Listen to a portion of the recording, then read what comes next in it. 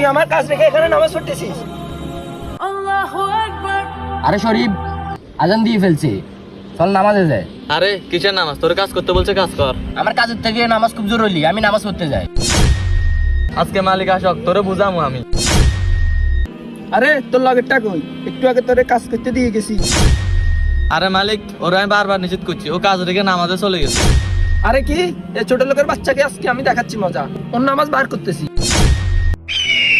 আরে ছোট লোকের বাচ্চা, তুই আমার কাজ রেখে এখানে নামাজ পড়তেছিস? আরে মালিক, আমি নামাজ পড়তেছি, আপনি লাথি মেরে আমার নামাজটা ভেঙে দিলেন। আরে ছোট লোকের বাচ্চা, তুই আবার মুখে মুখে কথা বলস? তোরে মারি নাই, তোর ভাগ্য ভালো। তোর টাকা দিয়ে কাজ করে না, তারপরে আমার মুখে মুখে কথা বলস। আজকে তোর জবানে বন্ধ করে দেবো। আরে মালিক, আপনি কেন পারলেন? নামাজের অবস্থায় থাকা আমাকে লাথি মারলেন, আপনি কি মুসলিম না? আর এই পৃথিবীতে নামাজের থেকে কোনো বড় কাজে হয় না। আর আল্লাহ তাআলা আমাদেরকে পাঠিয়েছে তার ইবাদত করার জন্য। আর আমি আল্লাহ তাআলার ইবাদত করতেছি, আর আপনি বাধা দিলেন। আর আপনার কাছে আপনি অন্য একটা মানুষই করেন, আমি আপনার কাজ আর করবো না। সত্যি আমাদের এই কাজটা করা ঠিক হয় না। হে আল্লাহ, আপনি আমাদেরকে ক্ষমা করে দেন। আমিন।